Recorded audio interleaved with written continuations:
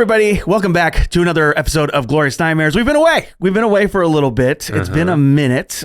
We had Comic-Con. You had Comic-Con. I actually did not do too much. It's been about a month since we recorded last. Yeah, it's been about a month since we recorded, and I think it's been about a week since we put out our Jaws special. Week and a half, 2 weeks. Yes, there's about. So people who are wondering, they're like, what happened? We're dead. Yeah. So you had Comic-Con, and then you kind of took a little bit of a writer's retreat. I did, yeah. Week, and then That's right, that's the last time I saw you. Yeah. And then I went into production on 2 shorts. Nice. So it's been a time. But everyone, thank you so much for sticking with us, first of all. Secondly, we are going to be doing the Patreon Dead recording. We were looking at a day last week. Some things came up, mostly for me, frankly.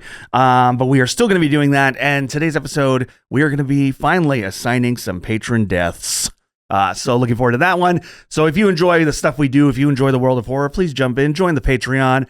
You can join into that Discord. We're usually talking about all things horror, art, movies, TV, things like that. I'm going to try and bring up some more video game stuff here and there, too. Yeah. It's about time. Especially now that for me, finally, I'm getting a video game that I'm very excited for. It's true. Halloween, that's true. baby. Yeah, Halloween. They put out some photos of Nick Castle. Yeah, doing the mocap. The mocap. Yeah, very cool. Getting his Andy Serkis on. Yeah.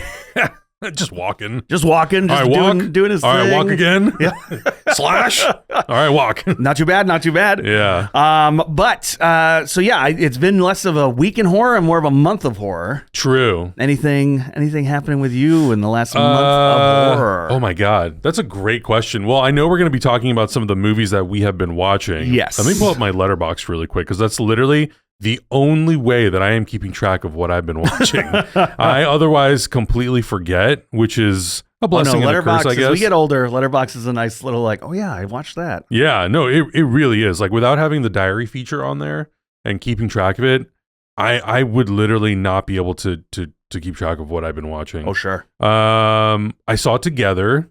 Okay. So I have not seen it yet. It doesn't mean feel free to go into. We're gonna do today's episode. We're gonna do longer reviews on. Yeah, I know what you did last summer. Episode. Weapons. Yeah, this is gonna be a chunky boy. Yeah. Homework that we weren't able to do last time because of car issues. We're now gonna get into it. I forgot about that. Oh yeah. But let's talk together. I still have not seen it, but feel free to get into the weeds. Yeah, I really liked the movie. So I didn't really know Michael Shank's work. But I like Alison Brie, and I like. Is this his first film, or has he done shorts before this? That's a great question. It might be his first film, and I really liked the concept. And I know that there was some kind of I honestly did not look into it fully. There was controversy around the story, being very similar to something else that either was already filmed or in production. But from the movie that I saw, I went to the Alamo Drafthouse to see it, which is always a really fun time. Except for parking.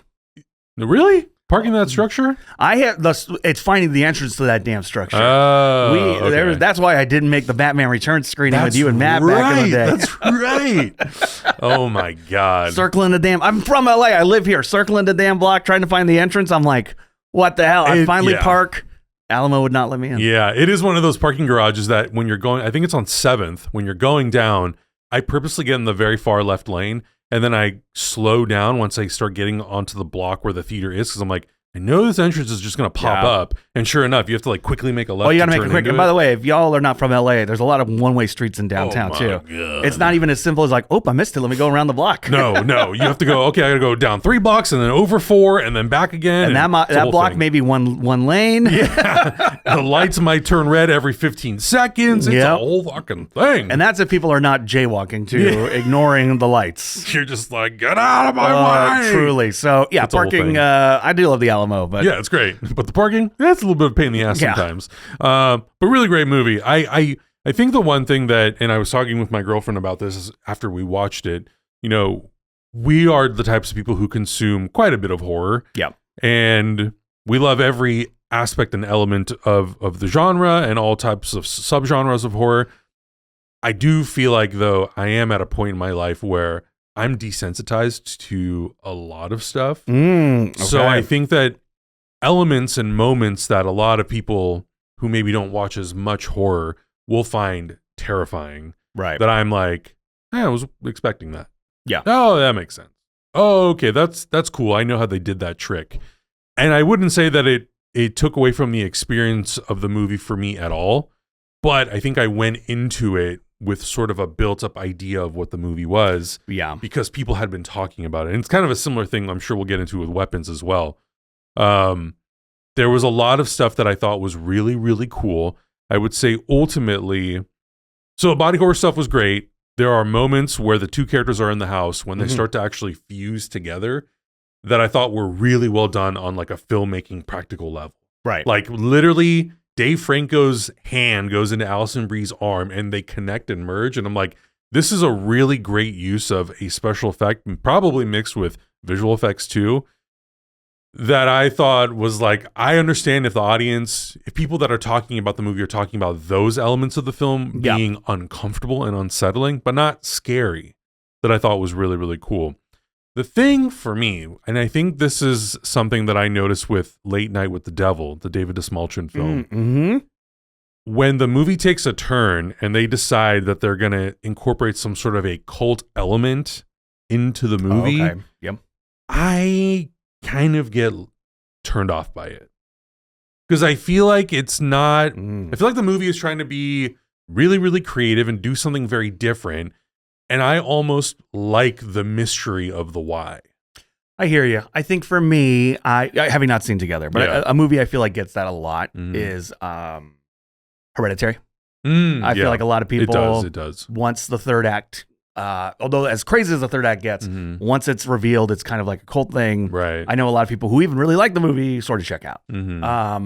There's been a lot of cult horror stuff. I think especially, even though Hereditary was free, a lot of post-pandemic. Yeah. Can't imagine why. Yeah, right, totally. Can't imagine why people would want to make horror movies about being taken over and mentally maybe losing some faculties. Yeah. But I hear you. There's an interesting, horror is that funny thing where how much do you want to explain something? I was talking with a friend of mine who's a writer, and she's trying to kind of write a film right now. She kind of was getting stuck in the weeds in the first act of trying to explain it. Right. You know what I mean? And the thing, my go-to always is I'm like, Freddy Krueger, man. Like, he's a dream demon. And even though eventually in the sequels we do find out why. Sure. And I think that's one of the biggest mistakes a lot of horror movies make. Why do they keep coming back to life? Halloween, same problem. Oh, Halloween, Jason. Anytime they try to get into the weeds of Thorn, and you're like, oh my God. Yeah. And so Freddy Krueger, like, what you get a backstory of, like, the parents killed him, and you're like, got it, he's a revenge demon. Right. Understood, no problem. The minute, you start explaining, like, well, it's actually these three ghouls who are driven by the dreams of blah, blah, blah. And you're like, no. And so, there is something like Together where once you, again, having not seen it, once you start trying, rather than it's just like, it is a thing that is happening, you know, and once you start kind of getting into, it's like, well, it's a possession, or it's a this, or it's a that. I feel like people start kind of, either it's like, okay, I'm glad you told me, or check out. Right. Yeah. And I would say the thing that I can give the movie credit for is that it's not really beating you over the head with like trying to over explain or give too much lore. Right. But it's in there enough, and it is kind of the backbone of the story, that I almost wish that the origins or the reasoning why these characters literally merge together is not explained. Because what happened, I mean, just to give, if people maybe care or don't care about spoilers, these characters fall into this cave and they drink this water, and this water has some property or element in it that causes them to be able to merge together. I'll never drink weird cave water. Let me tell you right now. That's, if you're going to learn how anything, thirsty you are, swallow your spit. At the very least, listen, if you ever get a lot, still water's a big no-no. Yeah, oh God. Never go near still water. Never. But so I really thought that by the end of the movie, it was mostly going to be really a mystery. And I thought, oh, maybe they'll hint toward it being maybe like something extraterrestrial or whatever. Right. Keep it really vague and not tell me, because ultimately I don't care about the reasoning behind why those things are happening. Sure. I love the element of it is happening and here's how it's affecting them. There are great, great, great moments, some funny to the point that they're funny in the beginning, and then you're like, oh God, this is horrible. Like the characters end up having sex in a stall, and they literally cannot come out of each other. And you're like, this is the worst. No, what are they gonna do? And then you're sitting there, you're going, oh my God, this is the most painful thing. And so you have those elements, which I think work incredibly well. Moments where the characters are being sucked from across the hallway, literally into each other, that I thought was amazing. And then you get to those parts where it's trying to over-explain, or maybe not even over-explain, just give you a reasoning for why. And I'm like, I did not need this. And I had that same thing with Late Night with the Devil. 95% of that movie was great. I loved it. You didn't know too much. And then the ending sort of reveals everything. You're like, man, I really did not need that. Yeah. So I still think I gave it 3.5 or 4 stars on Letterboxd. Like the experience of watching it in the theater was really thrilling. Right. Really loved it. That ending, it was the one thing that my girlfriend and I walked out of the theater and we were like, didn't need it. Yeah. I didn't have to have it. Whatever. But I still think it's worth checking out. And I think the performances are really good.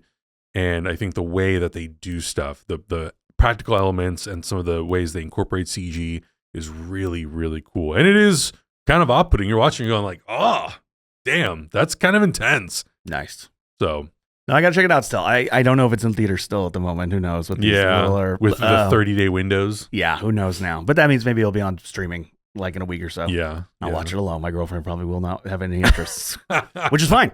We've been on a rom-com kick. Nice. I really don't have too much. Yeah, most of my letterbox right now is a lot of Coens. Going through a lot of Coen Brothers movies. Okay. And yeah, like I said, some rom-coms and stuff like that. But I did watch, I picked up Last Halloween from Kino, Republic Pictures horror collection. So I finally was like, I'm gonna break this out, and I watched the first one, 1950s, maybe early 60s horror movie, The Girl and the Monster, with Eric von Stroheim, the director, as a mad scientist, and it feels like it's gonna be a Frankenstein story, and then it's a possession story. Oh, interesting. It kind of takes a bunch of different elements. It's really cheesy, but I had a great, again, kind of like what I said before about like old Sherlock Holmes. There's something about 60s horror movies that I'm just like, oh man, like literally, it's not a long movie. It's an hour 20. And let me say this is a compliment. Put it on, so comforted, fell asleep so many times. I had to watch it in like 3 sittings. Not because I was bored or I didn't like it. Yeah. I just immediately found myself in this relaxed space and just like passed out. Passed out real real like the hard. best space to be in. Oh, when you were like the most comforted. Yeah. But yeah, there's 3 more movies in that set, and I definitely am gonna go through those. I've kind of been on outside the Coen Brothers and stuff like that. I'm also trying to look at like, because Kino lately has been having like a lot of, for anybody who is a physical media head, pretty good sales lately on their 4Ks. Yeah, I know Kino Lorber just ended a sale. Arrow Video is currently having a sale at Barnes & Noble. I picked up quite a few. I'm looking for Dark City now. I missed that window. I know. I didn't know it was only going to be out for 3 weeks. Well, yeah, and it's a bummer because the Barnes & Noble that I go to, it has like one of the biggest physical media collections, and they had it there. I saw it there on the shelf, and I was like, I'll wait. No, it was the worst decision I could make. Yeah, now it's like $96 on eBay. Yeah, it's like you can't find it. And I picked up some good ones. I picked up Jason X. I picked up Cobra. Long Kiss Goodnight. Oh, Long Kiss Goodnight was a real good one. Yeah. So I picked up some good ones. But yeah, it's a good time for physical media because all of these boutique labels are making really, really good remasters. Oh yeah, for a lot of stuff. The Good, Bad, the Ugly 4K is amazing. Oh, Kino did a great job with that. Oh, I got the Arrow ones because I heard the Arrow ones are even better. Ooh, and I got the whole trilogy. And those were hard to get. Yeah, I'm seeing that on some Reddit posts. Like people are like, who pre-ordered it, got canceled. Yeah, I was able to get them on Orbit DVD. They're the UK versions, but 4K Blu-rays are region free, so they'll play no matter what. I might have to then try and find Dark City that way, eh? Yeah, that might be a way to try to find it. I think I might try to go to maybe a local Barnes & Noble here and around here and see if I can find one. I know there's one in Glendale. There's one in Glendale. Their Arrow section is, yeah, they have one. I know, it's scaled down 2 a shelves. lot. Oh my God. It's scaled down a lot. Although now apparently Best Buy might bring back Blu-rays. Is this a thing? They did not bring back Blu-rays. They opened up their website for third-party sellers, kind of like how Amazon does it. Okay. So you can get like fulfilled by Amazon or that's like fulfilled by a third party. That's basically what they're doing. So like we could go on there and sell Blu-rays if we wanted to. It's not actually coming from Best Buy. I'm getting close to selling because there's a number of movies that it's like I got a good 4K of it now. The special features were transferred over, and I'm like, I need to get rid of some Blu-rays. I know, like the occasional film, it happens. Yeah. But let's get into our larger reviews. Really into the muck. Where do you want to start first? I Know or Weapons? Oh, we should start with the oldest one first, because I want to know. All right. I Know What You Did Last Summer. 25, as it will go known as. Oh man, I will say too. I did rewatch the first two, not the third one, before I saw it. Oh, so the third one, for those who don't know, is like a straight to Blu-ray or DVD. Yep. At the time, Blockbuster exclusive. Yeah, probably from 2006, I think. Oh man, it's not. I have not seen it, but as far as I know, is not connected to the first two. No. And there was a TV series on Prime. One season, it was in and out real quick. Yeah, I forgot about it until when I posted on our Discord that I saw it. People's responses were like, "Oh, does it mention the series?" And I was like, "Series?" Oh, damn. Yeah, I think it only had six episodes and it was done. Yeah, no shade on anybody who worked on it or anything like that. I just, here's the thing about streaming, man. Stuff just kind of comes and goes, vanishes. Yeah. But so I Know What You Did Last Summer, a legacy sequel, rebequel. Kind of getting tired of it. Well, yeah. So okay, we'll get into it with this first. What are your feelings truly on like the first two? The first two, I would say that the first, so those two movies exist in a category that is not, for me at least, the same category where I keep, this is kind of also unfair to say because the Halloween movies get kind of ridiculous. They are they are brutal at times, but it is still a lighter, campier in some ways teen romp that has a slasher on the back end of it. I feel like it's fair. It's based on a young adult novel, the first one. I think it's fair to say that even people who have like a big love for that first one, I think it's usually, even in horror communities, generally agreed upon like Scream is like the A tier. Yeah. And I Know What You Did Last Summer is probably like B to C, depending. Totally. You know what I mean? Like it's doing better than Urban Legends. Oh, totally. You know and what it's I mean? got really great like brutal moments. And even the way it's photographed, rewatching that 4K, I was like, this is actually like a really well shot film. Like it looks good. But here's the thing. We'll talk about modern cinematography nowadays. Now, some of it is obviously gorgeous and beautiful.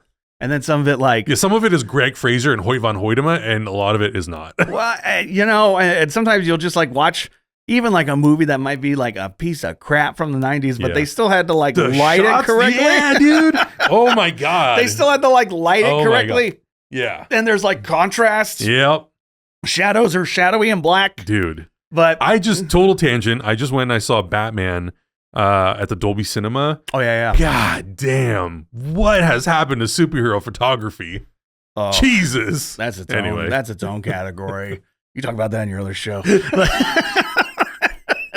But so, yeah, I know. For me, like, I Know What You Did Last Summer was always like, oh, it's fun. You know what I mean? Like, it's fun. Like, you bring your friends over, you have a fun time. You're kind of paying attention, kind of not. It's not that important. No, you'll understand the whole movie. It's some popcorn, but like, and it never got it, obviously, like, whereas Scream kind of, even with starts and stops, continued as a series. Yeah, I feel like the actors came out of it being sort of the big thing, not the movie itself. Yes, especially like that was that era of like, we're going to grab people on TV shows who you know, and we're going to put them in a thing. Yeah. And, and that's the familiarity. You're going to bring that familiarity of like, oh, I watched Party of Five, or I've seen She's All That. I'm going to bring that familiarity. Or Buffy. Exactly. So getting into this new one, it picks up, I guess, like in real time. Yeah, I think so. I think it's supposed to be like 30 years later. 30 years later, from the events of the first film. So yeah, what'd you like?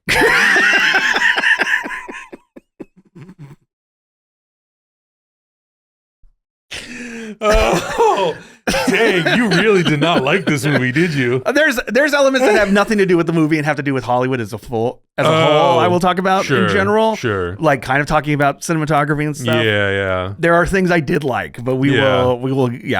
Well, I will say I want to give the cast some credit because I am not familiar with any of those actors that are in that movie. The main actress, who I would say is the lead, Uh-huh. she's on The Studio. Oh. And wasn't she also in the Knives Out sequel, Glass Onion? She might have been, maybe Maybe I'm playing confusing her with someone else. possibly. And she just got cast in the Buffy. That actress, yes. Yes. I'm thinking of the blonde actress. Oh, the blonde one might have been. She may have been in Glass Onion. I don't remember. Don't kill me. I don't keep track of these young actors that much anymore. I'm sorry. I'm old now. Anymore. Sorry. I let them loose. So I do. And one of the actresses is going to be in the movie Him, the new Jordan Peele produced football movie with, is it Marlon Wayans that's in it? Yes. Yeah. Which looks awesome. Looks awesome. Yeah. We'll talk about that on the show, so I did think that the cast in terms of like what they bring to it is good. Well, was I correct? Hell yeah. Fuck you. Why? He helped you. No, the audience, not him. The audience who's grilling me in the comments right now. How do you not know who these people are? Sorry. I thought they did it. I thought they did a really good job with the material that they were given. I liked seeing Jennifer Love Hewitt and Freddie Prinze Jr. You know, I love some of the character choices, not so much. And I felt like it's also hard because what I want to say is I feel like in some elements it kind of captures that feeling and that spirit of what I kind of enjoyed about the first movie. Yeah. At the same time, I am not, how old was I? I was 11. So, you know, I'm not that age that I was back when I experienced that movie. So there are some elements that feel a little disconnected just because we're 20, 30, or 30 years now into the future. So things have sort of changed with like the relationships between characters, the writing, the verbiage. So there is like some things that I really can look at and go, okay, this kind of feels like I know what you did last summer. Right. And then there's some elements where I go, I really disconnect from this just because I'm not that age that it's sort of targeting. So there was those elements. Some of the killing stuff I thought was fine. But I think it was really truthfully the actors that kind of kept me invested in the movie. And it was very Simple Dimple. Like Simple Dimple to the point where I was like, maybe we could have tried a little bit harder to make it a little more interesting. I don't know. Yeah. But yeah, those are kind of my overall thoughts. It's like really for me, it was the cast that kind of led me through the movie and made me enjoy it for what it was. But it is another one of those legacy sequels where it went in one ear and went straight out the other, and I haven't thought about it since. Yeah. It didn't have any sort of lasting impression. And not that it needs to make a really big impression, but I think the thing about that first movie, even though it's a BT, C-tier horror film, there are still things that you can recall. There are still elements of it that after 30 years, even if it's who are you waiting for or what are you waiting for, huh? Even if it's that sort of silly thing, this movie and a lot of other legacy sequels that I feel like have come out in the last 10, 15 years, they want to recapture those things, but they never really do it successfully. Yeah. And a lot of the times try to do it by regurgitating things that made the original sort of stand out. Right. Yeah. For me, okay. So there are like, obviously, I'm not going into this movie thinking like, again, like even where do I put the original? I know you. Yeah. So I'm like, yeah, it's fun. Yeah. And I think it's like, what do you go into these movies for? And it's like, also for some pretty gnarly kills, maybe a good soundtrack, you know, a little bit of fun. Right. And I think you just said to yourself, the kills were fine. Yeah. And I'm like, well, that's one of the big elements. Right. You kind of poo-pooed on the ball there. Yeah. Well, and especially because I feel like some of them, they are rehashing things from that first movie. Well, yeah, the fisherman as a character only ever was like a stabby guy. Yeah. But he didn't have like a ghost face, like phone call or falling. Yeah, he didn't really have a shtick other than the outfit. Things I liked. I like the sound elements. I love like no matter what he was walking on, the boots made, even when he was walking on grass. Yeah. Which I was like totally fine with that. Yeah. Here's a mixed bag thing. This is no blame on the cast who I have seen in other things and thought they were great. I think him looks awesome. As a movie, this was a watch checker for me until the original cast came on screen. I was like, this has no juice. There's no juice until the original cast pops up. Now, whether or not that is a dopamine hit or nostalgia or whatever it is, you know, it was the only time the movie felt like it had some energy, move to it. Yeah. Outside of that, talking about the general, and this is not just this movie, Hollywood in general right now. Despite the fact that the characters say things like, "Oh, we're a year out of college," so they're supposed to be, I think, the same age as the characters in the original. Yeah. The first chunk of this thing, I was like, because I saw it with our friends Janelle and Andy, I was like, how old are they supposed to be? Right. Because it's like, whether it's how we film people now or how just younger people look old or whatever it is, I was like, these characters read to me like mid-30s. They don't feel mid-20s to me. Interesting. Like, that's interesting because I did not get that feeling. I definitely thought that they were way older than like 21. I didn't get mid-30s though, but maybe not mid-30s, maybe that's too harsh, but like early 30s. Like it did not feel like, and I think this is also so a larger Hollywood thing. The guy who's about to be in Him, I did not necessarily mind him being jacked, but we need to do a thing in Hollywood where we have to tell male actors not everybody needs to be on the superhero diet. Right. Yeah. Like even the actor, and this is not trying to body shame nobody, but even the actor who's supposed to be like, I work in politics and this, that, and the other. There's a shirtless scene and he's also jacked with an 8-pack and everything.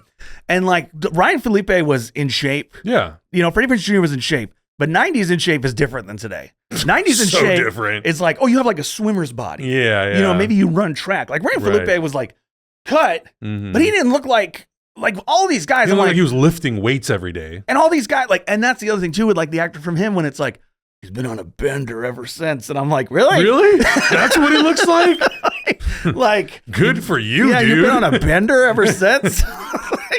And there's also just thing where, so it's so like simultaneously, you're right. It's both simple and then also overly complicated as a movie. Yeah. I understand there's things that are going to be red herrings, but it's this whole thing about like,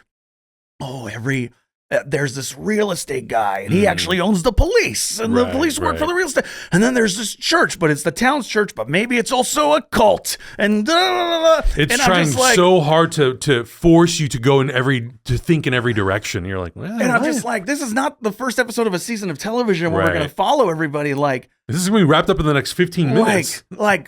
Slim it down, slim it down. Yeah. Like there was so many different things and like, the girl's engaged twice. There's stuff. And there's also things like the main actress, the first scene, she's like talking to a photo of, I guess, her dead mother and was like, I miss you, Mom. And that never comes back. No. Never a thing again, other than, I guess, to give a character a backstory. But I'm like, what? Like, there's so many things in this movie where I'm like, this isn't even like red herring shit. This is just like, I don't know, characters are going to say things like. At least the first movie, you actually meet Julie James' mom. Even if it's for one scene, at least you meet her. And I also don't like the thing that makes horror movies work. And the reason why teenagers like them is they find them identifiable. You know what I mean? Whether that's true or not, that's always been the thing. Oh, teens like going to horror movies and like seeing themselves on screen. Yeah. Every character in this movie, beyond being like jacked to hell, lives in a McMansion. Yeah. Not even like a singularly nice house. No, yeah. Like they live in a Real Housewives of Beverly Hills home. Yeah. And I'm like, what kid? Who's connecting to this? Who's connecting to any of this? Yeah. The reason for the car accident is so stupid. Like, I understand, you know, the reason for the car accident in the first one is also like, oh, they're teens. Like, blah, blah, blah. But the guy's like playing chicken on the road. And I'm like, this is dumb. Yeah. Like, just have it that the character, they're swerving their car. Right. Just, again, Kiss. Keep it simple, stupid. Yeah. We don't need the church cult. We don't need, you don't need this stuff. Yeah. Other than, yes, it's red herrings, but you're just sitting there going like, oh, and then spoilers, that character's death, the guy from Him that's my alarm. That's your time. Anyway. Wake me up. That character's death was so weird. Very weird. The way it was cut, the way it was shot. Well, because like I guess there's a statue at the end of this hallway. So, but it turns out the fisherman's standing literally in front of it. But this statue has never been established before, ever. So you're watching the movie and you're like, he's right there. Like, how do you not see him? And the guy walks down the hallway, and then I'm like, oh, I guess there's a statue. And again, because they all live in McMansion, so I guess they have just Greek statues in their home. It's just like the level of stupidity that is projected onto the characters through the writing or through the direction or whatever.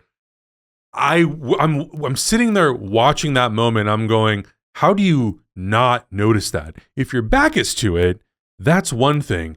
He literally walks towards it. and like past him. How do you not see it? So you have that, the killer reveal, the 2 killer reveal. Yeah. But the killer reveal, like, whatever. Look, I don't give a shit. Like, whatever. That Freddie Prinze Jr., I love him. He got something to do. Mhm. It's juice. Yeah. Good for him. Make him the killer. I'm fine with that. Yeah. The motivate, like, this movie does suffer from the thing, Yeah. which is once the killer is revealed to be the killer, they turn into the Joker. Yes. Where they're like, I'm going to kill you, bitch. And you're just like, none of this was here before. Yeah. And I know Scream had like, Billy and Stu like went off the deep end, but Billy and Stu, at least like, Stu as a character was already like a kind of obnoxious clown guy and all this other stuff. And I rewatched Scream a couple weeks ago, and it so earns that ending. Yes. You know, it so earns it, because you're right. Those characters, there are little nuances when you rewatch the film that you pick up on of, oh, he gave him a look. He's telling him, shut the fuck up. You're going to give it away. Yeah. It just, there's little things built into the performances that you're like, oh, it's all there. It's all seated. And the why Billy is doing what he's doing, messed up, fucked up, it's an understandable thing. Yeah. This being like, I love this guy, but I'm a drug addict and you weren't my friends, and all this stuff that happens before the movie. Yeah. So it's just this exposition dump. And it's not like Nightmare on Elm Street, where it's an exposition dump of like, this is who Fred Krueger is, this character we've seen throughout Something the movie. interesting. It's like that guy who died in the first reel. Let me tell you everything about him. Yeah. And so it's like, I just walked, this is why, like, and again, every time the original cast was on screen, I was like, here we go. We're moving. We're going. Also, I've never seen a horror movie kink shame. And that was wild to me. Like when the main girl is like trying to have sex with her boyfriend, she's like, punish me, I deserve it, because she feels all this guilt. Yeah. And I was like, whoa, dude. What the hell? Like, I don't understand why this murder turned her into like it's God. wild. Like, I don't know. At the end of the day, like, again, I'm like, if someone were to come and be like, who knows what the studio notes were or anything like that. Sure. I mean, that whole green screen ending, I was like, was this in the original end? On the boat? You could tell that it's all composited like at the 11th hour. And I was like, oh, what happened here? And so I don't know. Like, and here's the thing, like, I wanted to enjoy it. I really did. I was like, I bought the ticket. I'm like, let's have a fun time. Let's do this. And then like, I just felt like it didn't have any juice. The original characters aren't in it as much as you would hope, frankly. Yeah. Even with the ending. The death is silly. The motivation, how characters actually die, it feels like it's even beyond horror movie stupid. Again, like you have a character literally walk by the killer and just not see him. Yeah. Even though the killer's standing out in the open. Yeah. And I mean, again, to talk about that first movie, you know, when Sarah Michelle Gellar goes into the store that her sister is in, you know, the fisherman has the plastic sheet over him, and even she turns around and looks, and she sees that something is off. And then he comes at her. And it's like, great. At least the character is like, there is some level of intellect that you can track. When the statue thing, and then he gets killed so easily. And I'm like, well, then what was the point of even having a guy who's this size and scale? If he has absolutely no chance, because then you reveal the killer and you're like, okay, these are not the most like physically imposing people. Well, and that also then becomes the thing too, is like when you have a movie, at least like the politician guy got choked in the back of a car, he got godfathered. So you're just like, okay, you know, but there are certain things where you're like, it's, I mean, it's often the joke about a horror movie where it's like, oh, shouldn't these young people be able to take out this killer fairly easily? But that's also the difference between like 80s and 90s horror movies when it's like the kids look like kids. Yeah. And now everyone's on the superhero diet. Yeah. And I mean, you look at the fisherman from the first movie, and you look at those characters, and like that guy they could take each other on. Like it's very realistic. But in this, I'm like, this guy's like 7 feet tall. Yeah. And is like a mountain. Yeah. Really? He should have been the last character to die. I know. And really what I mean like about the larger Hollywood elements too is like, everyone's so jacked. Everyone's living in like these crazy homes. And I'm just like, I mean, listen, at the end of the day, I'm happy none of them were a streamer. Right. Like they didn't try to be like, we got to make it hip. Right. Make one of them like a streamer. Right. Who's worried about their TikTok numbers. Yeah. Like, thank God. You know what I mean? Like that didn't happen. But I don't know. Like, it wasn't even disappointing. It was just like, it was a perfect movie where I'm like, well, here, so much to put on this movie. But it was a movie where I'm just like, well, here's all the problems with Hollywood. Right. You overstuffed it. You had too many things. The excuse would be red herrings. Right. The characters don't feel like they have like proper weight or like everything that happened, everything that makes them is supposed to be stuff that's like it happened off screen. Right. Like show us something. Yeah. Give us something. Like the fact that it's like we're meeting these characters and it's like, oh, well, y'all haven't been friends for a while. And I'm like, we just met you. Yeah. It's been 3.5 minutes. Yeah. What does any of this mean to me? Yeah, exactly. Like, how am I supposed to care about any of this? Yeah, and it's a shame because I feel like that kind of a story in a modern era where everyone is so consumed by technology, it is such an analog story because it doesn't deal with like streaming or phones or blah, blah, blah. It is the fact that like they hit someone. And the way they deal with the phones too is everyone just like no one was charging their phone. Right. They're literally, I think 3 times the line is said like my phone's almost dead. Yeah. And you're like, all right. Yeah. And I think it's when you just try to overcomplicate it way too much. And I think a lot of times too, when you're making these legacy sequels, I don't know if this is like a conscious decision that the writers are making. It's constantly being like, well, we can't do this because the original one did it. You know, we have to give it more depth. We have to give it more reality. It needs to feel more this. It needs to be more that. Already you're overcomplicating it. It's already too much. Like, strip it down. What made that original? What had a lasting impression on people about that original film? Was it the kills? Was it the characters? Was it some of the quippy lines? Was it a combination of all of it? Figure that part out and then figure out how you can tell that story in an interesting way. Because I agree, like, that original movie, even when we show off some of those characters, all of those characters felt very unique from each other because one lived on a boat, one lived in like a pretty modern house, one lived in a really nice house, but you could tell immediately maybe came from some kind of a fucked up upbringing. You know, like there's a lot of nuance just in the choices they make with these characters. With all of these, they all kind of feel like they're painted with the same brush, and you're like, I can't even. Yeah, they're rich, they're young, they're hot. I can't even tell you characters' names. Oh yeah, no. No idea. Literally no idea. So I think that's the big bummer. And yeah, and I don't know. Also, don't know if I love the choice of Ray being one of the killers. Yeah, I think maybe it's just because for me, like I don't have a tie to those like in a big way to those original. I was like, I don't know. Yeah, fine, that's fine. Do something. Yeah, sure. Cool. I mean, Ray was at least because like there, at least for me, it makes sense. I'll put that in quotes. Sure. But like, because the thing about like doing like we're doing a legacy sequel with Scream, it's like okay, it is this continuous thing with Sydney and her mom, and there's a family and and there's this like lore. With the I Know What You Did Last Summer, when they were like announced this, and it's like the cast's coming back, and like in the trailer when she goes to Jennifer Love Hewitt and she's like, "You've dealt with this before. What do you do?" And I'm like, "That's the fisherman. There's not really that lore." No, it's just like we thought we killed a guy and we were wrong. Right. So making the killer he's Ray, not supernatural. No. So making the killer Ray, I'm like, okay, at least you tied it in. Right. You made it like a thing where I'm like, all right, he lost his mind. Right. Cool. Yeah. Yeah. It makes it like, for lack of a better way of putting it, like a reason for there to be another one and a reason to bring the original cast back. Because otherwise, I'm like, well, yeah, just some other guy. Yeah. Yeah. And there were moments where I was like, I feel like I picked up on pretty early on that it was going to be Ray and the girl that works with him. The only other person I was thinking might have been the politician. Because he was so kind of hell-bent on bringing the city kind of back to what it was, what it was known for, that I was like, oh, okay, maybe his motivation will be I will stop at nothing will get in the way of me bringing back our city to what it once was. Yeah. I was like, okay, there's some motivation. Like, I can kind of get behind that. But no, it didn't go that way. No, and it's also the thing, too, is like, again, like him owning the police. Like, the police are so inept that it's like, this real estate guy is like, I got the police in my pocket. Yeah. I'm like, what is this? Okay. What's happening? Yeah. So, yeah, I don't know. And then they set up a sequel. What a long setup. Oh, man. Like, really? Wow, we're leaning into this really heavily. They're setting up a sequel, and I'm like, okay, so it's the girl. It's the girl. She didn't die on the boat. Right. Why is she going after Brandy? Yeah. I'm like, what does she care? Yeah. What? At least in the sequel, it was all situational. Yeah. In this, you're like, we got to go get the killer. You're like, why? Man, that's gonna be good. That's not happening. No. I don't think the movie made enough money. No.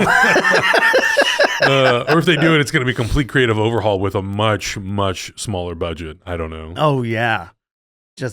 So, I know what you did last summer. If you agree or disagree, if I'm being too harsh, No. if I'm putting all the burdens of Hollywood on a slasher movie. Yeah, but I also think that there's a lot to be, and we don't have to talk about it in this episode. I think it is a worthy conversation to just talk about how the way in which we make movies, and I don't necessarily mean from the Hollywood perspective, but also from like a writing, directing perspective, where we're sometimes trying to make everything too modern.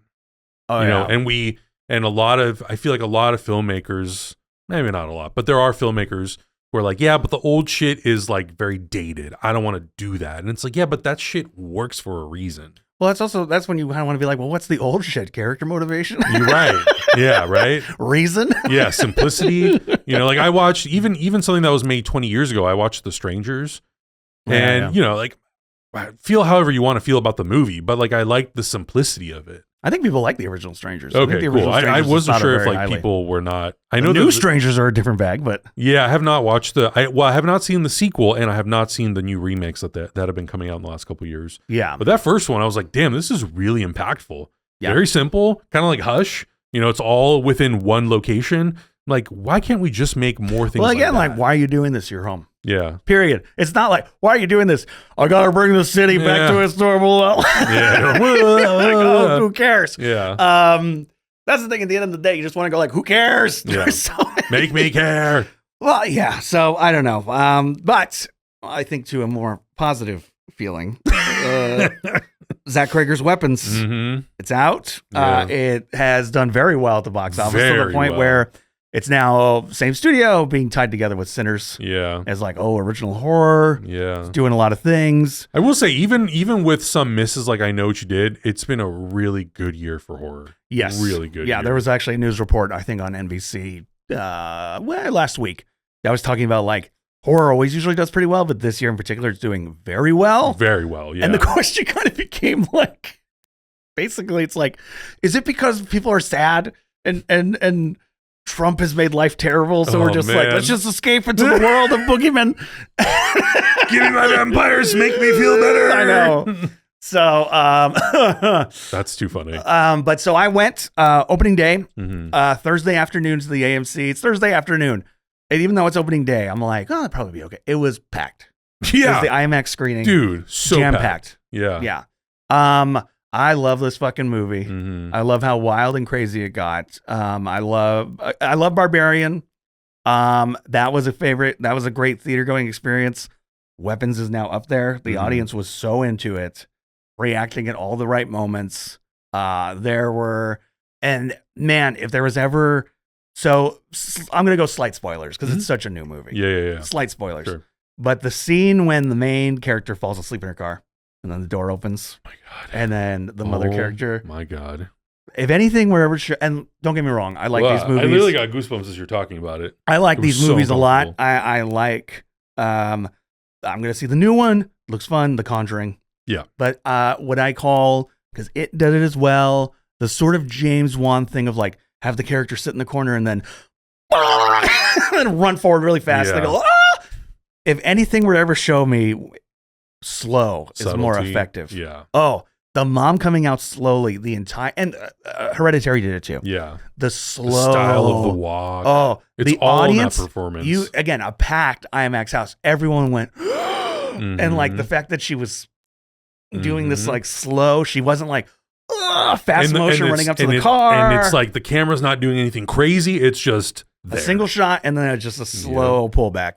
And everything that happened in this movie that was quote slow, taking its time, doing things. The scissors to when the door to that car opened and the car rocked, people like screamed like, and I'm like, that's the difference between a jump scare, which you hit that loud bang sound and Yeah. the thing goes really fast. Right. Everyone in the audience, you'll get that night vision of like, here's a screening of, and you see like, racing. and you see the people go really quickly.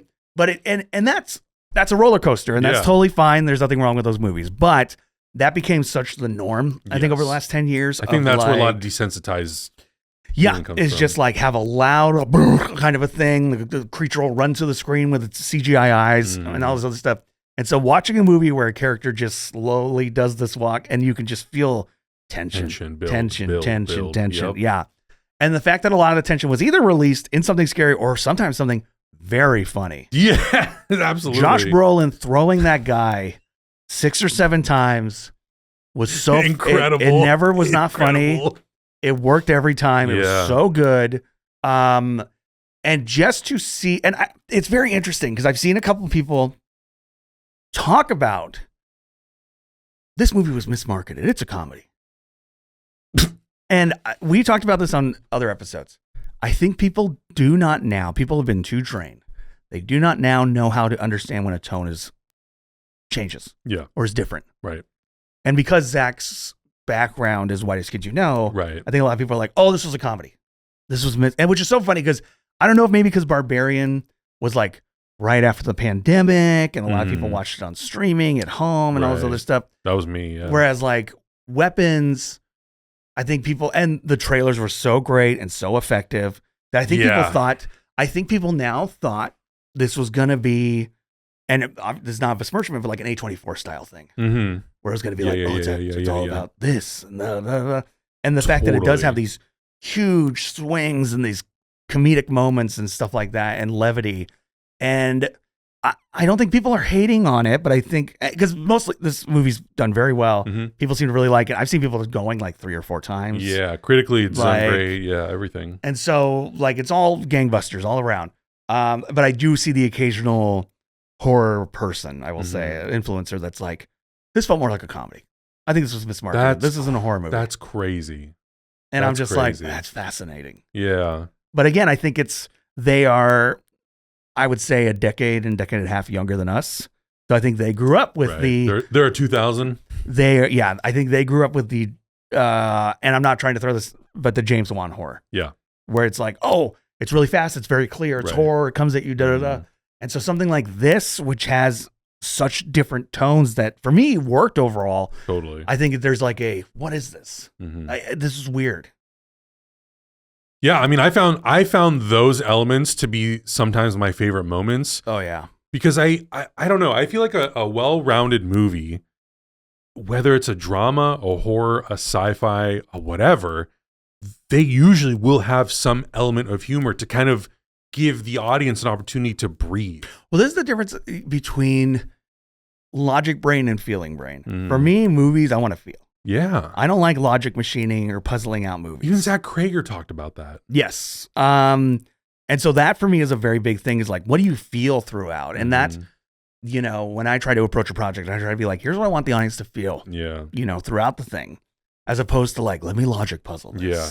Let me sit down and try and be like, well, if this character says this, that means. Yeah. And Zach Krager talked about the same thing. He's like, you can sit there and you can plot hole the whole movie if you really wanted to, because would it make actual sense if the characters are here at this time and then this is happening at this time for them to actually interact at this time? Like, I don't give a fuck about that. Another great movie with kid actors, along with 28 Years, stuff like that. We're getting a lot of great kid actors lately. Amy Madigan, amazing. Obviously, like the marketing of this movie, they really kept that part. The marketing was so smart. The marketing was so smart because the marketing was like pretty much everything from the first act. Yeah. For the most part. Yeah. And I don't know about you, but me, the whole time, I thought it was going to be aliens. Oh, interesting. There was a lot of and I had only seen the teaser trailer and the first trailer. I didn't see the second trailer. So my first impression was like, oh, is this maybe going to be some sort of like alien horror movie? Like science fiction. Right. Well, maybe I shouldn't say alien, maybe more science fiction. Like straight up sci-fi horror. Halloween 3, the kids all watch the same commercial. Yeah.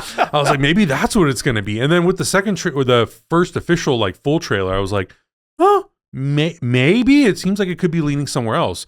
But then Amy Madigan's character shows up and I was like, that was not what I was expecting. I was watching the movie. I was like, who is this? Yeah. Like I couldn't figure it out for a little bit. I was like, is this? And I was also like, is this a younger actress that they put in makeup? Like, who is this? And then when it said Amy Madigan, for those who don't know, by the way, if that name's not familiar, the mom in Field of Dreams, John Candy's girlfriend and Uncle Buck. So to see her in this, playing this was so great. So wild. And having a ball. Again, don't want to give away the ending, but the ending had me roaring.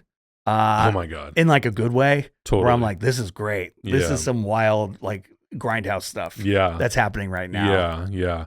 And yeah, I had such a, that was another example of a movie where I thought, oh no, are we going to explain too much here? No. Just enough. You enough. know exactly what you need to know to care about what's going on. I love the chapter style. It felt very, in a way, Stephen King-y. Yeah. Where it's like, here's this, we're going to cut to this, we're going to cut to that. I'm not going as deep as we did in I Know because it's still a newer movie, but For sure. I loved it. One moment, and this is in the trailer, so I don't feel like this is giving away, but it kind of talks, it's just another example of holding on something or letting something just build up tension, is when Josh Brolin and Julia Garner are at the gas station. Oh, yeah. And in the distance, you see Benedict Wong's character just running towards them, and it doesn't cut, and you're like, oh, God. Oh, yeah. I know what's happening. Just seeing this thing.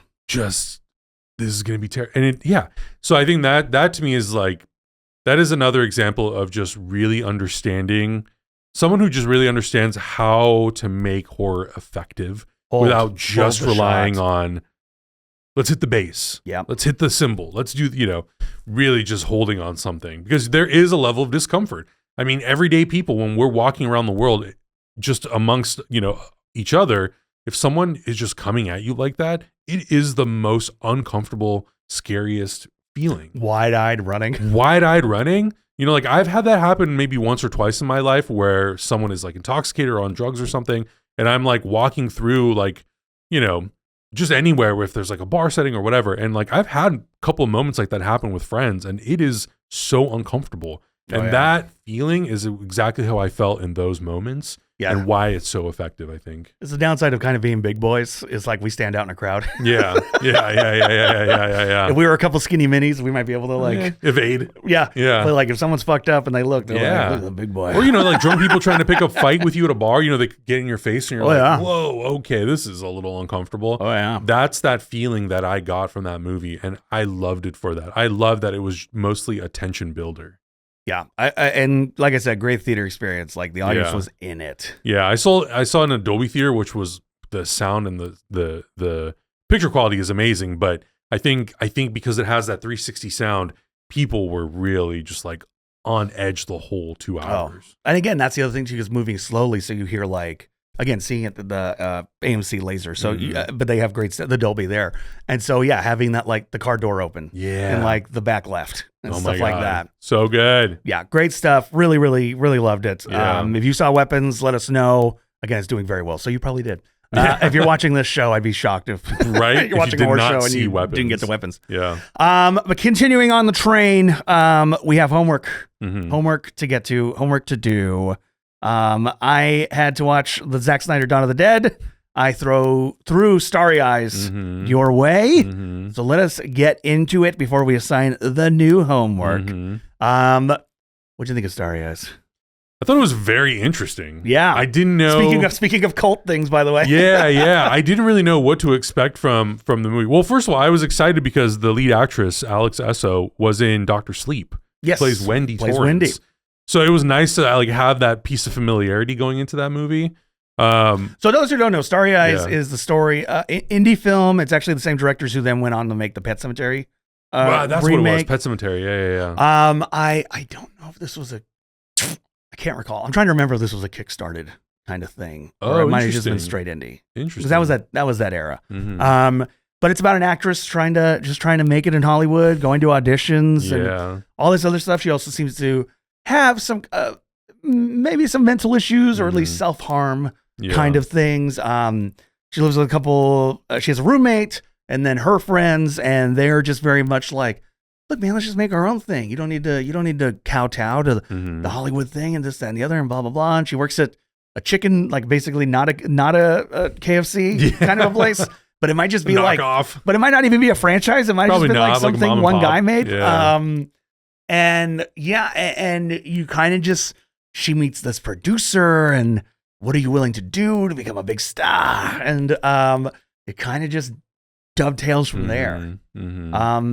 I I love this movie. It's great. It's great. It is. And it's the kind of indie that I love, which is to say, where you're like, it inspires you because you almost feel like, oh, I could have made this. Mm-hmm. Yeah, absolutely. You know what I mean? You think about like some of your friends, like, we could have done this. Totally. But to say that though, the effects in it are great. They are. The makeup effects.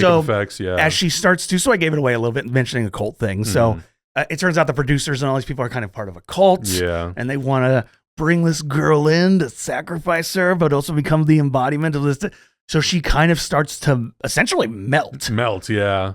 And it's great. It is. And it was also just interesting to watch because you're watching the movie and you're very kind of invested in this character, and you know, like, you're on the journey, you're trying to figure out like what the hell is going on. Yeah. And then when she really starts to sort of like erode and decay, you're like, I don't want to watch this anymore. Well, and she tries to kind of give it a shot. Yeah. She like quits the chick and she doesn't do the audition. Right. And you know, her friend is like, hey, she's like, yeah, you know what? Let's do it. And then soon enough, her paranoia and all the other stuff starts to get to her. And she's like, I got to do this. You're all in my way. Yep. And it's very interesting. I you know, speaking personally as someone who tries to make short films and has relationships with some people that probably deteriorate because they are what they consider driven, right? In a way, to be like, I got to dance. I got to grab All or that nothing. goal. I got to grab the brass ring. Yeah. And it's like, well, you're selling out your friends. You're kind of, you know, and this takes it to the extremes, but it did kind of hit certain notes of like, yeah, that feels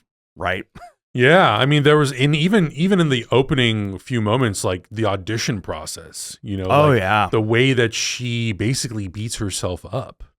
You know, you hear those types of horror stories, and like we have friends who have done auditions. I don't know anyone who's done that sort of harm to themselves, but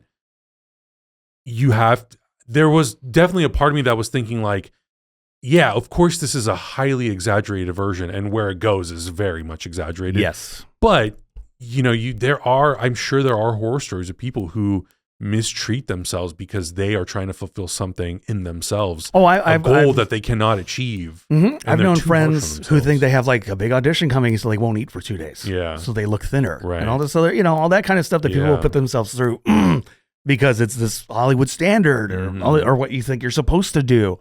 And and I was very happy because that was one of those movies where I was like, what happened to this actress? Because she killed it. And I didn't realize she's now kind of in the Mike Flanagan verse, which is great. Because she's so good. Really good.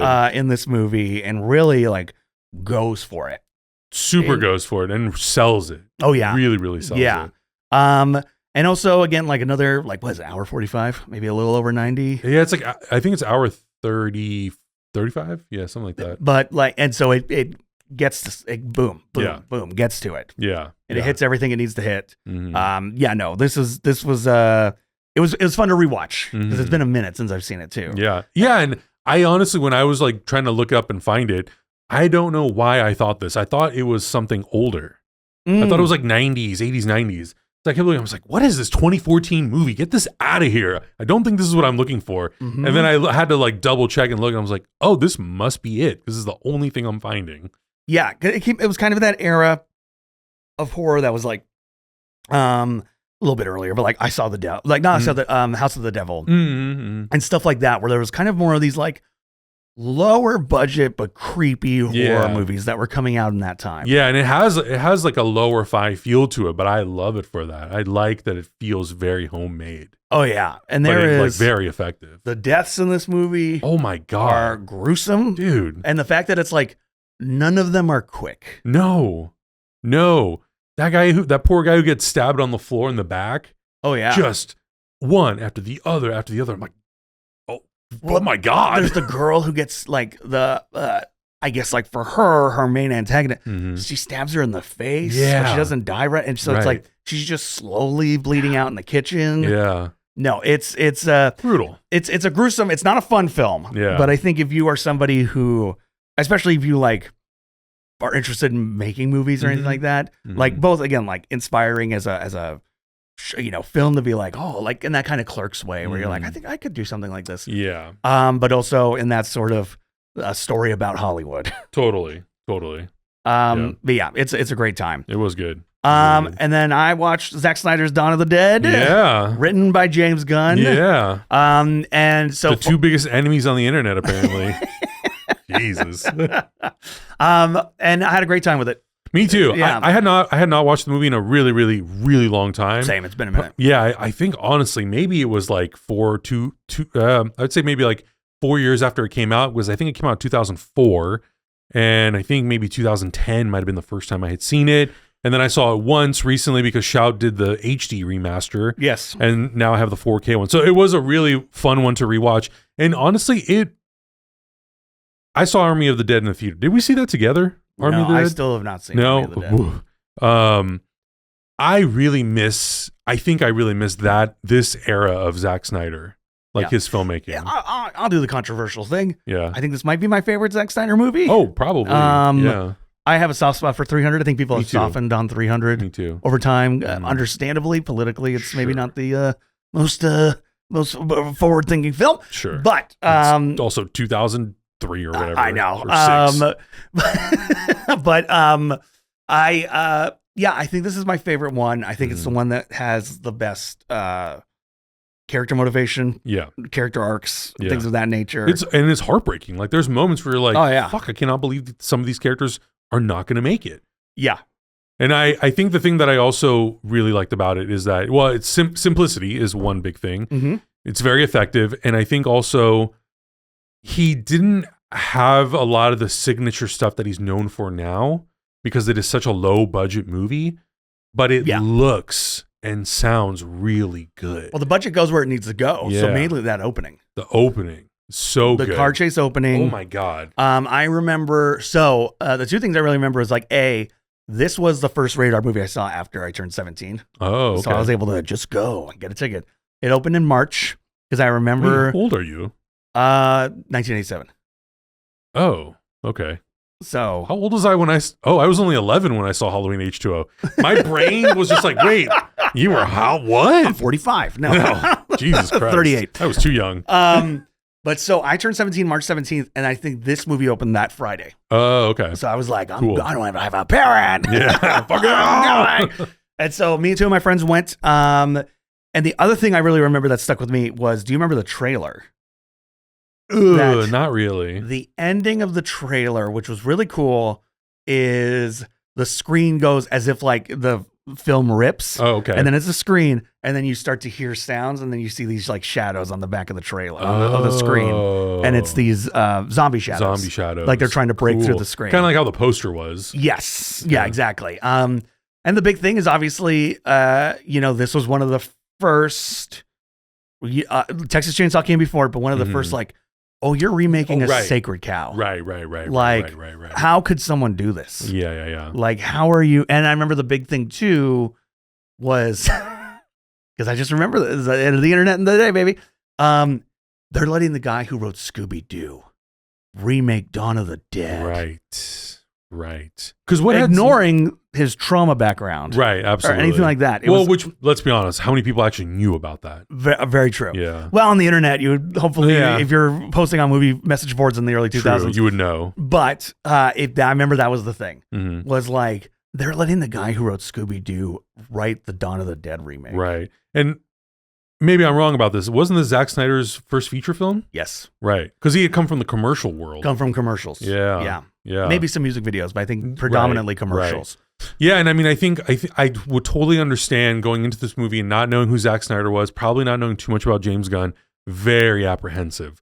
But the movie has such a kick to it with the action and everything that it's undeniable. Well, it was how good this and 28 Days that really started the running zombie. That's true, because they were basically back to back. Yes. 2002 to 2004. And then that became one of the debates. Right. I remember even George Romero getting asked about it when he was promoting Land of the Dead. Like, what do you think about the running zombies? And he goes, they're dead and they're rotting. Why would they run? No, yeah. I'm like, why are you asking this man this? Yeah, he doesn't give a fuck. He's like, I don't care, man. I want to just make my movie. You do you. And that was also when there was kind of conversations about, and it's still something we see today, which is, they're remaking George Romero movies, but George Romero couldn't get new movies made. Right. And he had to go to Canada to do it. Right. So it's like, come on. Yeah. But that's all stuff that was around the movie. Mhm. But once going to see the movie, I think like Sarah Polley is so good as the lead, Mhm. making Sarah Polley the lead. Sarah Polley, now an Oscar winner Mhm. for writing, is an amazing filmmaker in her own right. But coming off of, I feel like this was like her second wave, because obviously she was like a child actress Mhm. and was in like The Adventures of Baron Munchausen. Mhm. So then seeing like, oh, she's here, she's an adult. Ty Burrell, Mhm. pre-Modern Family, Yeah, as like the yeah. asshole. Oh my God, so good. And Ving Rhames. Jeez. Because at this time, Ving Rhames, like this is obviously past the 90s. Yeah. So really, he's sort of like, I'm trying to remember, Baby Boy might have been around the same time. Mhm. But it's really the Mission Impossible movies. Mhm. It's like, if you want to see Ving Rhames, it's gotta be Well, and Mission Impossible. at that point, we had only had 1 and 2, and he's not in 2. No, he's in 2. Oh, is he? Yeah, he's in all of them. Oh. Wow. Not for now. Oh, for now, yeah. Oh no, it's 3 that I'm thinking of. 3 that I'm thinking of. He's only like really at the end of 3. Yes, he's very briefly. Yeah. So yeah, that's true. So there was those first two movies, yeah. And I think, like I said, like Baby Blue, but like in the 90s, it was Pulp Fiction, Con Air. Yeah. So it's nice to see him and be basically the other lead in this, like him and Sarah Polley. Yeah. The opening rules, having it be that it's like it's already taking place and she works at a hospital and no one's really sure what's going on. Yeah. Going into the mall and seeing like a new take on the original, like what do you do if you have a mall? Right. The thing though I remember the most is the zombie baby. Oh my God. Yeah. The zombie With baby Mekhi Phifer. with Mekhi Phifer. What a scene. And then the ending with the truck. Dude, so good. I think I really forgot rewatching it, I think I really forgot how like there's a lot of scale in this movie. Yes. That I did not remember. Well, and there's very clean, I don't want to say act breaks, but structure breaks. Yeah. Like hospital, house, Right. outside, the mall, part of the mall, baby, truck, you know what I mean? Like that kind of stuff. And it all works. It does. It works so much to the point now, and you know, it's budgets and you know, just so many things. But I'm like, I would love to see Zack Snyder not do a horror movie necessarily, but do something that is really scaled down like this. You know, not a Rebel Moon. I don't want to see that. You know, I think he's working on something now, but he's I want working on some World War II movie. Yeah, which that's not scaled down. Yeah, I'm like, I want something that's just really like, show me that you can really, really do characters. Yeah. And really tell, not overindulging, not some crazy, 225 page script, tight 95, 100 minutes. Do something really effective. Yeah. And I was happy to see it still work because you never know. Sometimes 20 years later, you go back to a movie. And I'm not even talking about like, oh, this doesn't politically. No. I'm just talking about like, oh, this feels like it's of the time. Yeah. And this feels like it's of that early 2000s stuff, but like in a good way. Absolutely. It's nostalgic. And I think like, again, just another credit to him. I think for the most part, not always, but I think for the most part, his movies on a visual way, they always tend to usually hold up. Because I think he really seems to understand every facet of filmmaking, cinematography, directing to an extent, the editorial process, the visual effects process. Yeah. Like I think he knows how to think about all those things at the same time. So he knows how to get all the elements that he needs to make something at the end look really good. Whether it comes together all as a story, that's well. And there's also something we said about the fact that this was the lower budget. That it's like a lot of it was handheld too. Yeah. Which I think maybe you'd have to tell me if Army of the Dead had some handheld scenes, but I'm pretty sure it does. With its 0.75 shallow lenses that I hated. Sorry. Get the tip of their nose. Yeah. And that's it. Maybe the eyeballs. Yeah. So Dawn of the Dead, Starry Eyes. Did you see it? Let us know what you think. That said, next week's homework. Hit me because I'm going to think about this for a second because I think I have something, but I'm debating whether or not I want to go. We've talked enough about them. It's time to do it. The Italians. I'm throwing to you Mario Bava's Planet of the Vampires. Oh, shit. Which is certainly an inspiration for Alien. Really? Which I will mention because on the next episode, we're also going to be diving into the first half of Alien Earth. Oh, yeah. So I feel like that would be a nice tie-in, homework-wise, to watch Planet of the Vampires. Okay. You know what we'll do then? Because I have not seen this movie. Oh. Alien 3. You've never seen Alien 3? I have never sat down to watch it cover to cover. Wow. Okay. I've only seen about 15 minutes of the movie. What cut? I Theatrical think it or was the theatrical. producer? Well, no. Which one are we watching? Oh. Theatrical or the producer's cut? Or sorry, the editor's cut. Because David Fincher has obviously washed his hands. I think the version that I have. Let me look. Well, nowadays you can get both pretty easily. Yeah, because I don't actually own the movie on physical. You don't have the quadrilogy set? I don't. Ooh, boy. I was that guy who was like, oh, I'll just wait for the 4Ks to come out. It's been such a slow process. Oh, those are individual boys. Yeah, it's been such a slow process. I'm like, Jesus Christ, what are we doing? That doesn't seem to be getting here? the Superman treatment where they're like, here they all are. I know, which is weird because I'm like, you're all owned by the same company. What are we doing here? Just put out the whole damn set. Oh, I just realized my computer's turned off. I can't look. I think I have the producer's cut. Okay. I think that's the one I have. I'll double check and I'll let you know. I'm happy to watch. I will watch both. Okay. You don't have to. But it might be worth the discussion might be though. more. Yeah, the discussion might be more interesting to watch both. Yeah. But also especially more interesting if you can only watch one is maybe the theatrical, Mm-hmm. just to kind of get into the weeds of Mm-hmm. why that movie is so derisive.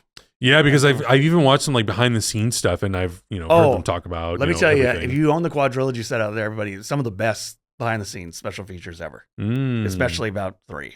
Interesting. Oh, it's yeah, so because there's good. just so much. Oh, there's so much. We'll get into that. So yeah, next week is going to be, I guess, a big Aliens special to an extent. Planet of the Vampires, first half of Alien Earth, and Alien 3. Is that movie in the Mario Bava collection that was just put out by Shout?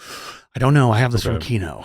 Oh, So I see. All my Got Mario it. Bavas I bought from Kino a Got year and a it. half ago. Got it. And I Yeah, know, because they like, just put out some brand new collection. They did, from my understanding, they are more or less the same, i.e. like Same master, basically. same master, I think even same special features, maybe Got a couple, but other than that, like there's not like a Right. new thing to it. Because I'm that sicko where you're like, oh, we're gonna watch a Mario Bava movie. I'm like, great, I'll just buy the whole collection. Oh no, I'm the same way. Well, whatever. But yeah, no. So we will do Planet of the Vampires. That'll be a good Cool. time. That'll be fun. Now we get into the top 5. Mm-hmm. Top 5. I threw it out there, and if this screws you up, you can let me know. I originally said top 5 animals in horror, Uh-huh. but I'm almost thinking it should be top 5 maybe pets. Yeah. Screws you up? No problem. Yeah. No problem. Because part of me, here's the thing. When I kind of started thinking, I was like, well, then you could just say the shark in Jaws, and that's number 3. I purposely And then- avoided that one. Okay. Yeah. Let me tell. Did you avoid any others? Because I avoided 2. What's the other one? Well, so the 2 things I avoid. So I made it pets, just because Okay. I was like, I thought that would kind of. I see. But even doing so, Mm-hmm. I removed Cujo, and I removed Church from Pet Cemetery. Okay. Just to me, for Yeah. me, because I was just like, let me challenge myself a little bit. Mm. You know what I mean? Like trying not to necessarily always get the thing on the poster, as I it see. were. I But that was see. me. That was my Got challenge it. to myself. Got it. Okay. Well, I might have fucked myself a little No, bit. no. Whatever. It's fine. Whatever. It's fine. I mean, hey, this is now you can do it because you got to pick the next top 5. Right. So you can Yeah, throw that my yeah, way. Yeah. But let's go through it. Sure. Number 5's all around. Okay. You want me to start? You go first. I chose the spiders from Arachnophobia. Ooh, I like Because that. that scene with Jeb Daniels in the basement. Oh, yeah. Like trying to flamethrower the spider. And especially when he looks like I think there's one shot where he like looks down a barrel Yes. and the spider just comes out. Oh my God. No. That shit as a kid really fucked me up. There's no yeah. reason I should have been watching that movie. But that and then John Goodman is also awesome in that movie. But yeah, the spiders in that movie. I got to pick that one up because I think Shout put that out. Yeah, I think it has a new remaster. Yeah. Oh, yeah, I gotta pick that one up. Yeah. My number 5 is Nanook from The Lost Boys. Such a good doggo. Yeah. Protects Corey Haim while he's in the Yeah. bathtub. Tackles that's a good Jason one. Patrick. Also, I love me a wolf looking like dog, a Malamute. Yeah. So good. I love that dog. Nanook from The Lost Boys. Yeah, that's a really, really good one. I try to stay away, obviously, from Jaws, especially when we just did like a whole Jaws special.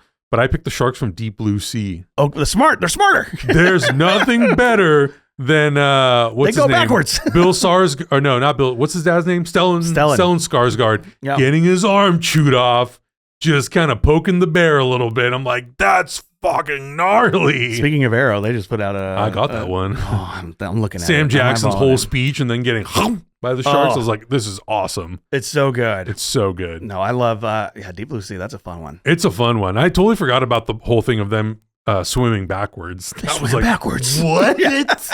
This movie's ridiculous. It's like those weird animal facts where you're like, cows can't go downstairs. I'm like, really? We'll see about that. My number 4 is Rufus from Reanimator, the first creature that is reanimated by Dr. Herbert West that then goes crazy and tries to kill Herbert West because he accidentally ran it over with a car and crushed its spine, and then he uses the reanimating juice and brings it back to life. It is a very clear puppet, and that's what's sort of the fun of it. It's a good time. Rufus from Reanimator. Yeah. Another one that I think that just got a new remastered collection. Man, that's gonna be up there too. Yeah, it probably did. And I've already got the Arrow that they did 2 years ago. That's like a book and everything. I'm like, how many times can I buy Reanimator? Physical media problems, man. This is when you then have to start looking, and I'm like, okay, are there new special features? Yeah, no, seriously. Because a lot of times, especially with some of those things, they don't always carry over. And I'm sitting and I'm going like, all right, I got to keep both of them now? What the hell? Oh, yeah. Pain in the ass. My number 3, the Anaconda from Anaconda. They make snakes out there this big. It's so good. Dude. And even though obviously like it's all CG, but when you're watching that in 1998 or whenever it came out, I think it was earlier than that. Was it 96, maybe 95? I don't know when it was. Jennifer Lopez before Out of Sight. True. Oh, it might have been 97 then. I think it was after Selena, though. Might have been 96, 97, yeah. Yeah, that shit. Yeah, I feel like Arachnophobia and Anaconda still to this day. The fact like, that there's I don't like snakes. The fact that there is a point of view shot from inside the snake when it's eating John Voight opens up. We need directors to be brave again. Give me the inside of the animal's belly. I had not thought about that in so long. And then he barfs up John Voight, who's now missing an eyeball, but he kind of winks. Oh man, it's so John Voight in that whole movie. His accent, I love it. So good. Owen Wilson, like what post Bottle Rocket, but not anything else yet. Yeah. Maybe Cable Guy, but might have been the same year as Cable Guy. What a great time. Yeah. So good. Yeah. I love Anaconda. So good. You know, they're not, they're doing something with Paul Rudd and Jack Black. Jack Black, yeah. So I'm like, what is this going to be? I don't know if it's like an ironic. Who's directing that? I don't know. Because they filmed it. I think it's already shot. It's already shot. Yeah. Look that up. My number 3. My number 3, Jonesy from Alien. I had to get him in there. Yeah. I love that orange cat. That's a good one. And listen, people always make the joke about, you can't have a horror movie and it's like someone has to go look for a cat. That's literally Alien, one of the best movies ever made. So good. One of the deaths is a guy just looking for a cat. Yep. So you can excuse anything. Yeah. If you shoot it stylish enough. And then smartly, she left him behind. Yeah. For the second film. Yep. But Jonesy has his own little fan base now. There's Fright Rags usually sells a Jonesy shirt on Alien Day. Yeah. Orange cat. They're stupid too. Orange cats are dumb. And it's the best. That's why I was so smart Jonesy. to get an orange cat in there. Also, it stands out amongst the black ship. Like that's why you don't want to get a black cat because trying to light that boy. Oh my God. No, exactly. Get an orange cat. So the director of the new Anaconda movie is Tom Gormican. And the other movie, he was a writer on The Unbearable Weight of, what is it called? Massive Talent, the Nicolas Cage movie. Oh, yeah. Pedro Pascal. And what else? He was a writer on Ghosted. He wrote the screenplay for Beverly Hills Cop, Axel Foley. Okay. I actually didn't mind it. No, I like that movie quite a bit. Yeah, I liked it quite a bit. And it looks like Anaconda is the first thing he's directing. All right. So not bad. I'm hopeful. I'm hopeful. Hey, if all it means is we get an Anaconda on 4K, that was the thing back in the day. Back in the day, the upside of like even a movie you love getting a bad remake, it at least meant that original movie was going to get like a 2-disc DVD we're getting set. a special edition, baby. Every time. My number 2 was Cujo. Cujo'd? Yeah. You Cujo'd at number 2? Cujo's at number 2. Cujo, I get it. Hey, it's a great movie. I lucked out too because I had never seen Cujo. And then the Kino Lorber 4K went on a sale. It was like $11. And I was like, well, I have no reason not to. If y'all are a physical media person, and you're not on Blu-ray.com. Oh my God. You got to get on Blu-ray.com. Hello. Yeah. Come on. What are we doing? You see those updates all the time. It's great. Yeah. So I grabbed it and it's Dee Wallace. It's great. It's really good. It is. It is a very really solid movie. Yeah. Yeah. Have you ever seen behind the scenes photos of the guy in the Cujo suit? No. Oh, I'll put it up, post it up here. It's great. That's we'll show you afterwards. amazing. It's great. That's amazing. Number 2, this is probably a deep cut, and it is a little moment, but I put the parakeet from Nightmare on Elm Street 2. Oh, see, yeah. That flies around and blows up. Oh my God, I don't remember. The first indication that like something's wrong in the house. Yeah. Because the parakeet first kills the other parakeet. Yeah. And then they open the cage and it flies around and then it just explodes. Oh my God. I think it's the only animal. Even Freddy, I don't know if he necessarily, the joke about that is also like, was Freddy, did he do that? Right. Or is Who the knows? ground so evil that the bird exploded? But I love that scene. It's a very silly scene. Clu Gulager gets slashed in the face by the parakeet. Mm-hmm. Yeah, parakeet from That's Nightmare on Elm Street Part 2 That's is my number amazing.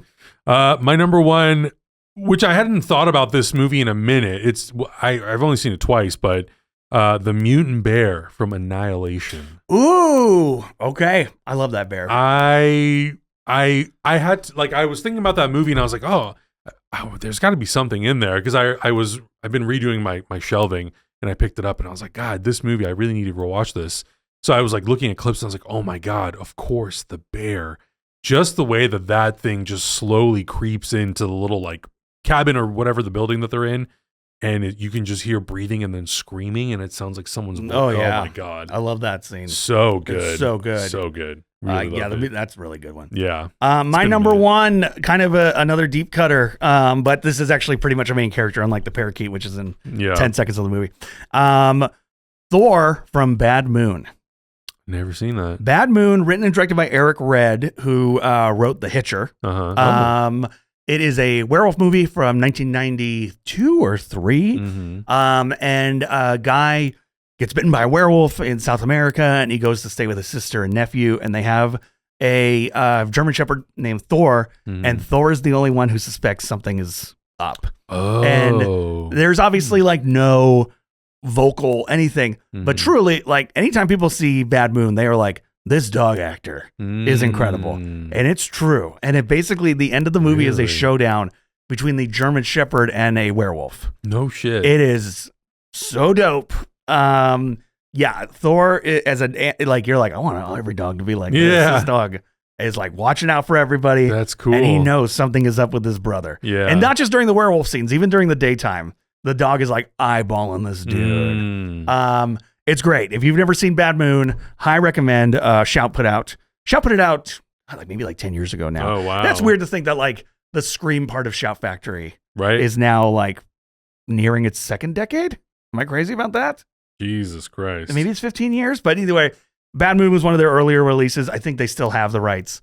High recommend on Bad Moon. But that is my number 1, Thor from Bad Moon. Wow. Yeah, I need to watch that. That sounds. Isn't there another dog-centric horror film coming out? Good Boy, which looks great. I haven't watched the trailer for that yet. The reviews, I think it screened at a couple places, and the reviews have been pretty ecstatic. I'm very excited for it. Cool. I'm a dog person. I'm a big time dog person. I'm not anti-cat, but I'm allergic, so I don't have. I'm not allergic. I'm not anti-cat. I just prefer dogs. But I'm a big dog guy, and the concept of Good Boy. Who, if you've not heard about Good Boy, the concept of Good Boy is there it is. Oh my God. The behind the scenes of Cujo. Wow. Holy God. So here's the great thing about St. Bernards. They are happy, loving dogs. Yeah. And so filming Cujo, some of the issues they ran into. Too happy. The dog looked too sweet. Yeah. They would put this stuff on the dog's face course. to like look all bloody and everything. And he would lick it off, and then he'd like lick the boy. And the dog looked too nice. And sweet so St. Bernard. They had to create this suit for the occasional scene where they'd have like something just quickly come at the camera and everything. Man, I love Cujo. Amazing. But man, that distracted me. What were we talking about?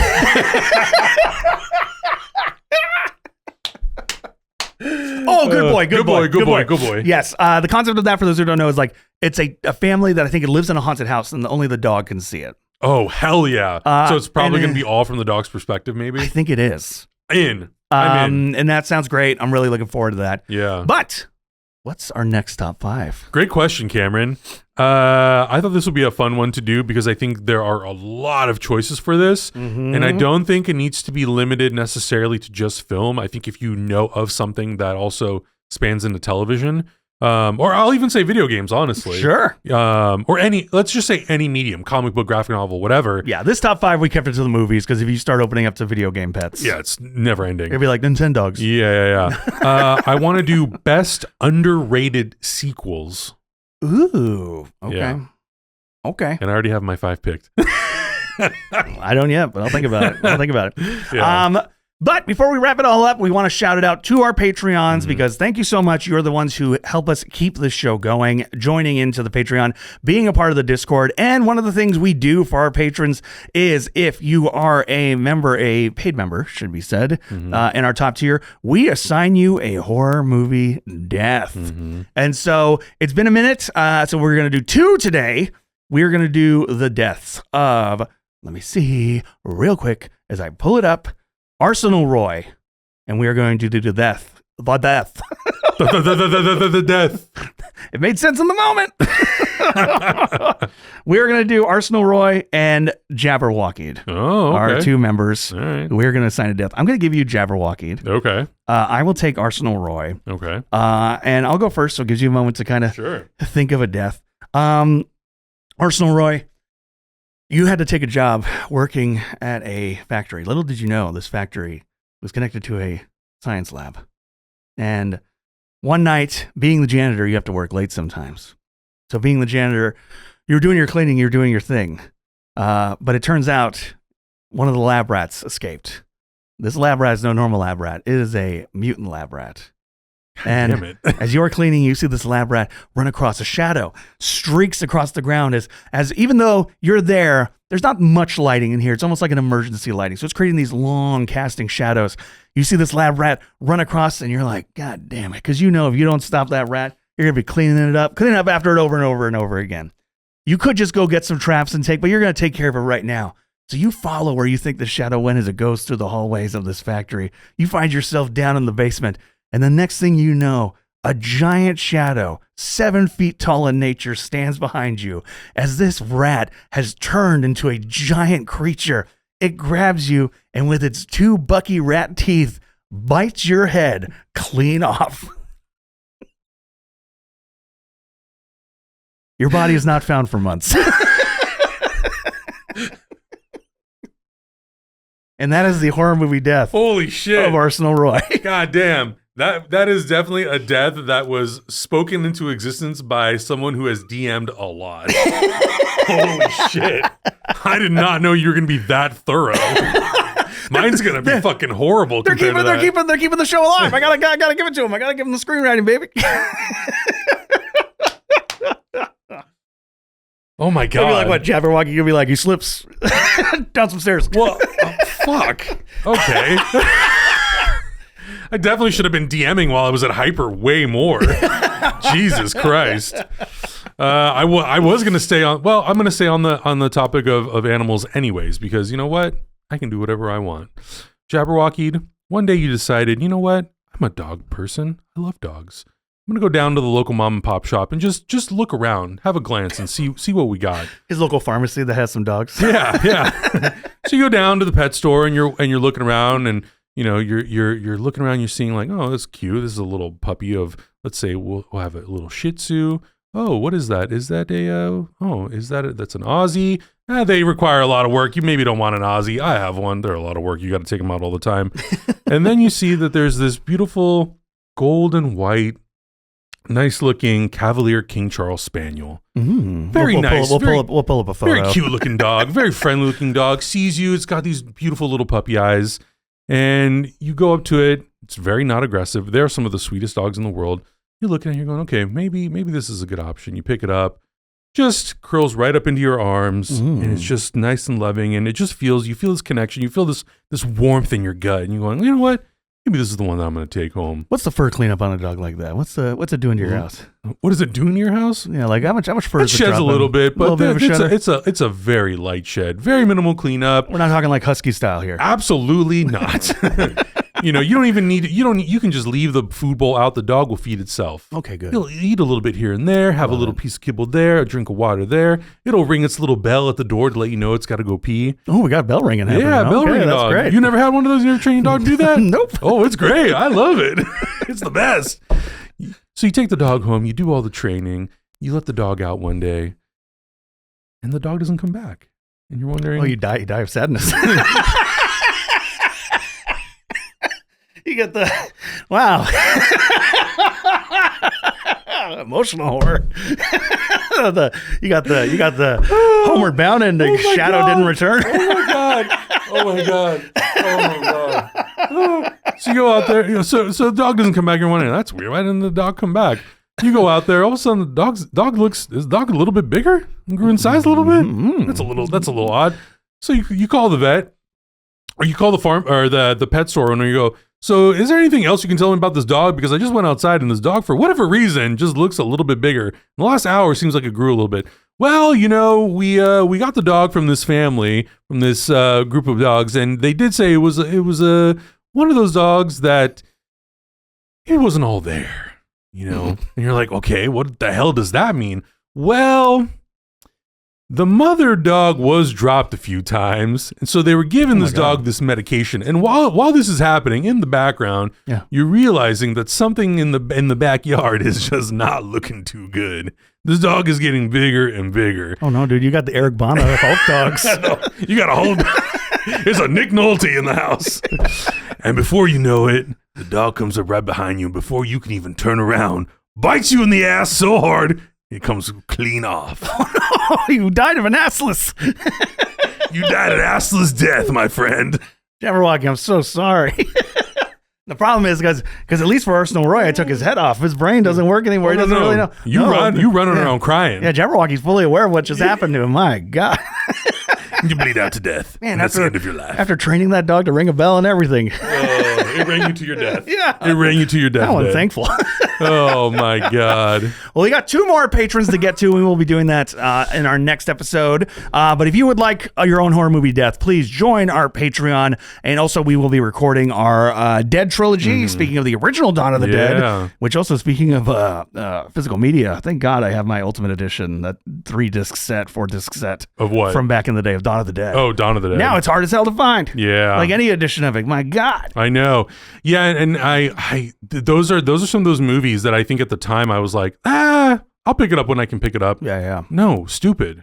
They're some of the most popular, most requested movies ever. Mm-hmm. You got to buy those opening day, the day that they release. So now I'm on like, okay, fully prepared. Anytime something goes out that I know I want, pre-order. Oh, yeah.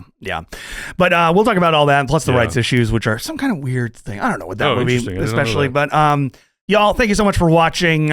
Please make sure you write in, join our Discord, join the conversation, join the Patreon too. If you need to join for free, just to jump in that Discord, go ahead and do it. But we do appreciate the money. Don't get me wrong. We always love that. Did you watch any of the things that you watched? Did you watch any of the things that you watched? Did you? Or are you scrolling on your phone while the TV was on, not paying attention? Like my mom.